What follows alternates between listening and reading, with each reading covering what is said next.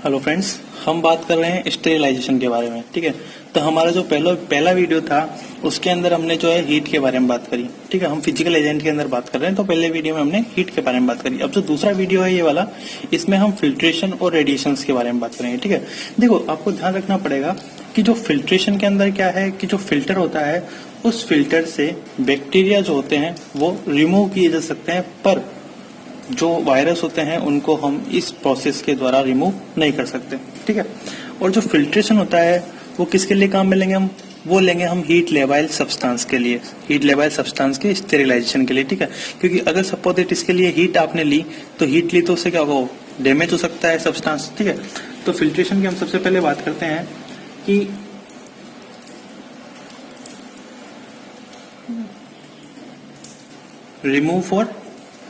remove bacteria from heat labile substance या heat labile liquid। ठीक है गाइस, पहली बात। दूसरी बात, virus do not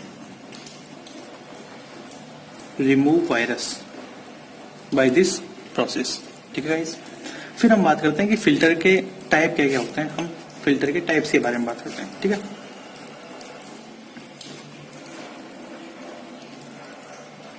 types of filter की बात करते हैं। देखो सबसे पहला टाइप हम बात करते हैं कैंडल फिल्टर। आपको पता होगा कैंडल फिल्टर जो आप घर में प्योरीफायर यूज लेते हो, ठीक है, उन प्योरीफायर में कौन सा फिल्टर लगा होता है? कैंडल फिल्टर होता है। ठीक है, देखो कैंडल फिल्टर तो इसका यूज किसमें करेंगे? Use for water purification. ठीक है, और दूसरी बात कि कैंडल फिल्टर जो होता है वो क्या होता है? दो टाइप का होता है। कितने टाइप का होता है? दो टाइप का होता है। कौन कौन सा? एक तो होता है अनग्लेज्ड सिरेमिक फिल्टर। कौन सा होता है? अनग्लेज्ड सिरेमिक फिल्टर। ठीक है, और दूसरा जो टाइप का होता है वो होता है डायटोमियस अर्थ फिल्टर।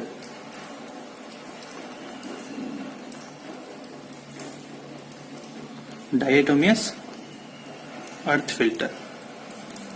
ठीक है गाइस, तो ये दो टाइप का हो गया। अब देखो दूसरा हम बात करते हैं, दूसरा जो टाइप है इसका फिल्टर का वो होता है सिंटर्ड ग्लास फिल्टर। क्या होता है? सिंटर्ड ग्लास फिल्टर दूसरे टाइप का फिल्टर है। देखो सिंटर्ड ग्लास फिल्टर जो होता है, एक चीज ध्यान रखना कि सिंटर्ड ग्लास फिल्टर को हम बनाते कैसे हैं कि जो ग्लास के छोटे छोटे पार्टिकल्स होते हैं, पाउडर फॉर्म में जो पार्टिकल होते हैं, उनको हीट फ्यूज करके, ठीक है, उसके द्वारा ये बनाया जाता है। ठीक है, तो prepared by heat fusing finally, मतलब छोटे छोटे particles finally powdered glass particle. ठीक है गाइस, ये समझना की बात आपको।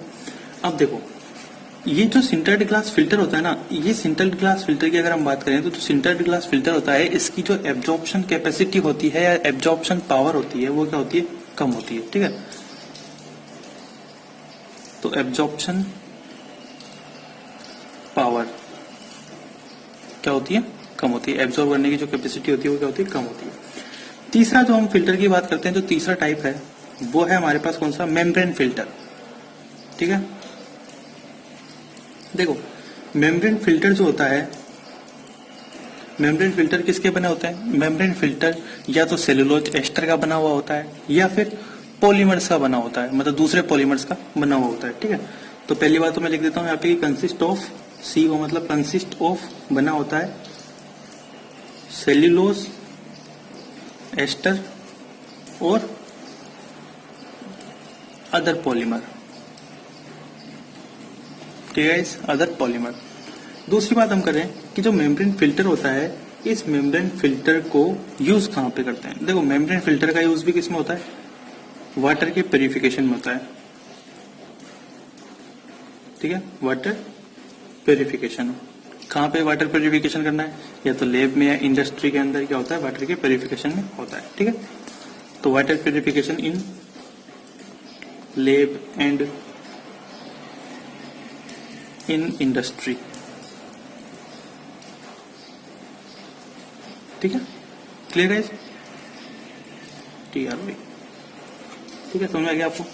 फिर देखो, जो मेम्ब्रेन फिल्टर होता है इसमें जो पोर होते हैं, ठीक है, उन पोर के साइज क्या होते हैं, अलग अलग होते हैं, बट जो मोस्टली काम में आता है, जो जिस साइज के पोर का जो मेम्ब्रेन फिल्टर होता है वो काम में आता है, उस पोर का साइज मेनली कितना होता है, जो एवरेज पोर डायमीटर उसे हम बोलते हैं, क्या बोलते हैं,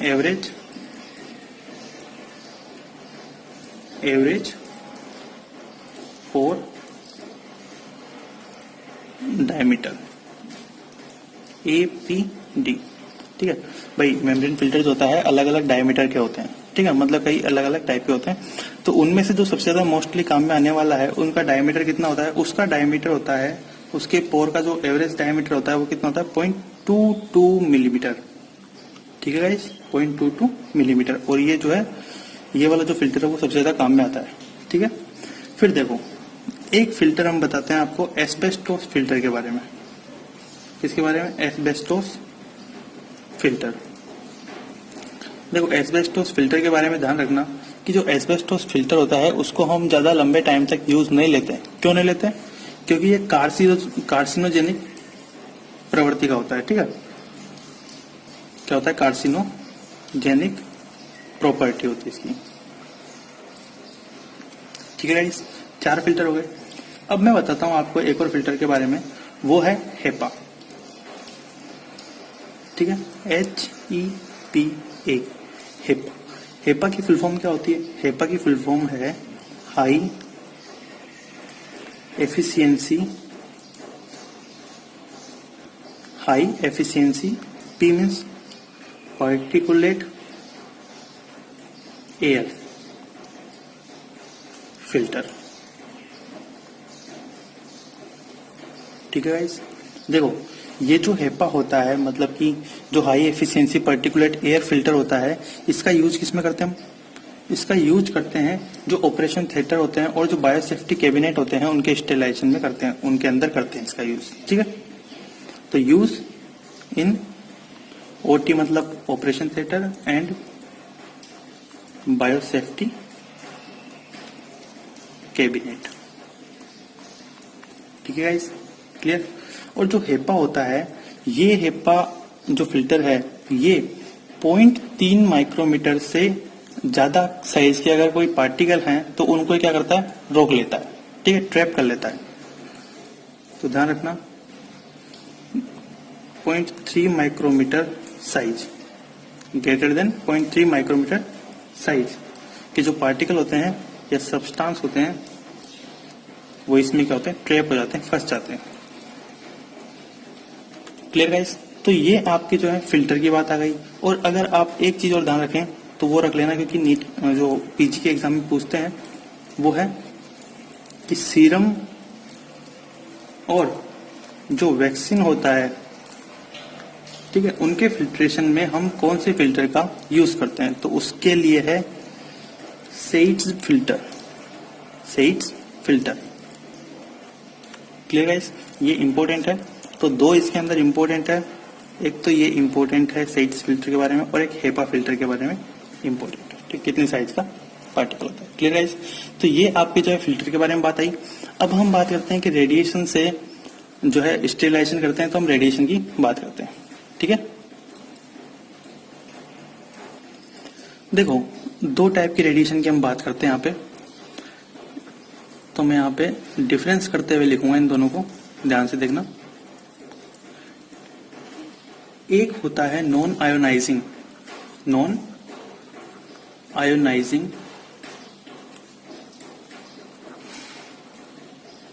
सॉरी ये थोड़ा मिस्टेक कर दिया, NIONISIZ, नॉन आयोनाइजिंग रेडिएशन,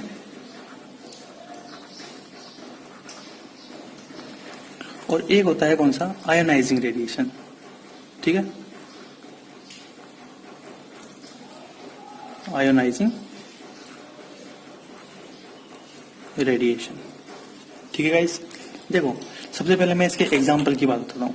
ठीक है, पहला हम बात करते हैं इसके अंदर एग्जाम्पल्स की, दोनों के एग्जाम्पल। देखो तो नॉन आयोनाइजिंग रेडिएशन है, इसमें क्या आता है, इसमें आती है अल्ट्रावायलेट और इंफ्रारेड जो रेज आप पढ़ते हो, ठीक है, जो कि इलेक्ट्रोमैग्नेटिक रेज होती है वो आती है इसके अंदर। तो एग्जाम्पल क्या हो जाएगा इसका एग्जाम्पल हो जाएगा इंफ्रारेड एंड यूवी रेज। पहला पॉइंट समझ में गया। और आयनाइजिंग रेडिएशंस में क्या आ जाएगा इसका एग्जाम्पल, इसमें एग्जाम्पल आ जाएगा एक्सरे, ठीक है, गामा रेज और कॉस्मिक रेज। ठीक है, और जो हाई एनर्जी इलेक्ट्रॉन्स होते हैं, ठीक है, वो भी क्या आते हैं, वो भी इसी के अंदर आते हैं।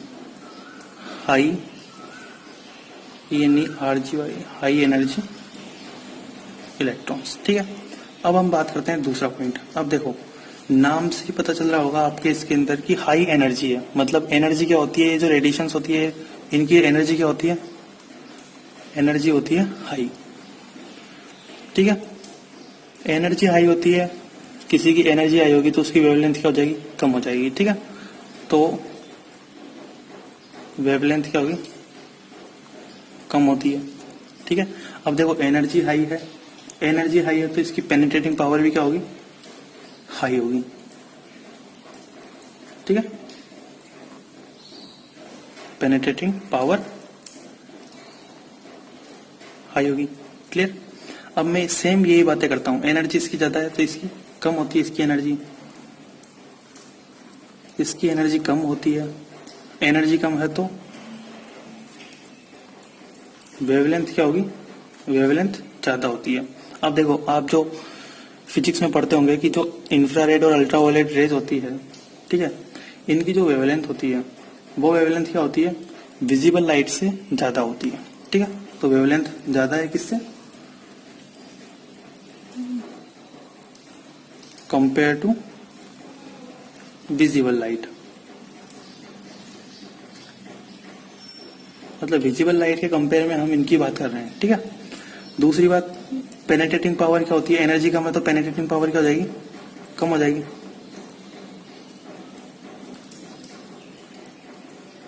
पेनिट्रेटिंग पावर कम। ठीक है, ध्यान से देखना एक चीज, देखो अल्ट्रावायलेट रेज क्या है, सूर्य की किरणें ही है। ठीक है, जब वो किसी सब्सटेंस से पड़ेगी तो वो क्या होगा, गर्म हो जाएगा कि नहीं होगा, गर्म होगा।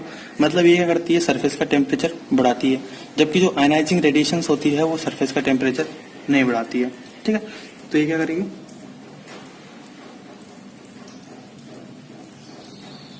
टेम्परेचर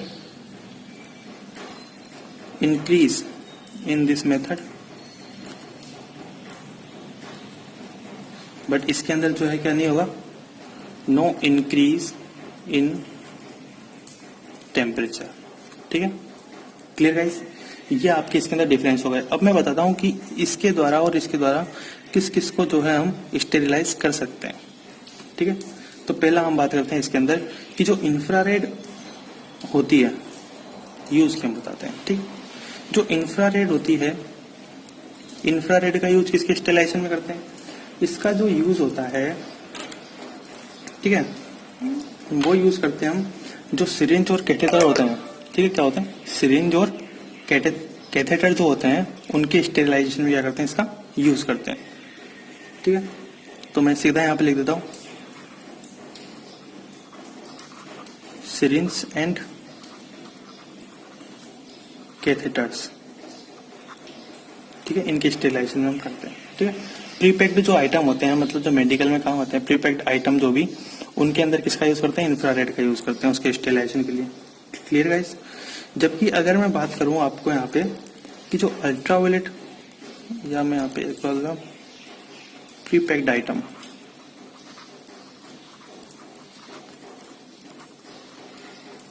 ठीक है, दूसरी बात इंफ्रारेड हो गया। इंफ्रारेड के बाद अगर मैं बात करता हूँ यूवी रेज की, तो यूवी रेज जो है उसका यूज किसमें करते हैं, इसका यूज जो होता है वो एनक्लोज जो एरिया होते हैं, ठीक है, क्लोज एरिया जो होते हैं उनमें करते हैं इसका यूज, उनके स्टेरिलाइजेशन के लिए। जैसे अगर मैं बात करूं तो जो बायोसेफ्टी कैबिनेट है,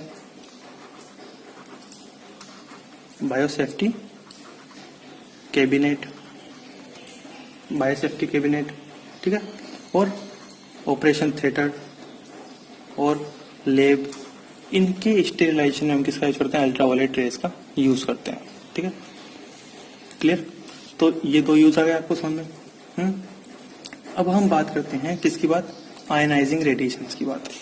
देखो, आयनाइजिंग रेडिएशंस का जो यूज होता है वो क्या करते हैं? इसका यूज कमर्शियल जो प्लांट होते हैं, ठीक है, उनमें क्या होता है? गामा रेडिएशंस का यूज किया जाता है। क्यों? क्योंकि स्टेरिलाइजेशन किसका? प्लास्टिक्स रहे, सिरिंज रही, ठीक है, कैथेटर्स रहे, सेम इसके जैसा ही लगभग, उनके अंदर इसका यूज करते हैं। तो इसका यूज किस में करते हैं? यूज हम लिख देंगे यहाँ पे कमर्शियल प्लांट, कमर्शियल प्लांट, ठीक है। कमर्शियल प्लांट में क्या करते हैं? गामा रेडिएशन का यूज करते हैं, ठीक है। जो फैक्ट्रीज होती है इनमें क्या करते हैं? कमर्शियल प्लांट में गामा रेडिएशन का यूज करते हैं। किसके लिए करते हैं? For sterilization, for sterilization. Example मैं लिख देता हूं यहाँ पे, जैसे प्लास्टिक रहा, प्लास्टिक इनके स्टेरिलाइजेशन में, सिरिंज के स्टेरिलाइजेशन में, ठीक है, और कैथेटर रहा इनके स्टेरिलाइजेशन में, ठीक है। तो इनके स्टेरिलाइजेशन में क्या करते हैं? आयनाइजिंग जो रेडिएशन है इनका यूज करते हैं। तो आपको जो है दो जो मेथड थी इसके अंदर, एक तो फिल्ट्रेशन और एक रेडिएशन, ये इस चार्ट के अंदर कंप्लीट होता है, ठीक है गाइस। अगर आपको ये वीडियोस हेल्पफुल लगता है तो आप प्लीज चैनल को सब्सक्राइब करें और इस चैनल को जितना हो सके उतना अपने दोस्तों के साथ शेयर करें और वीडियो को लाइक करना ना भूलें। Thank you.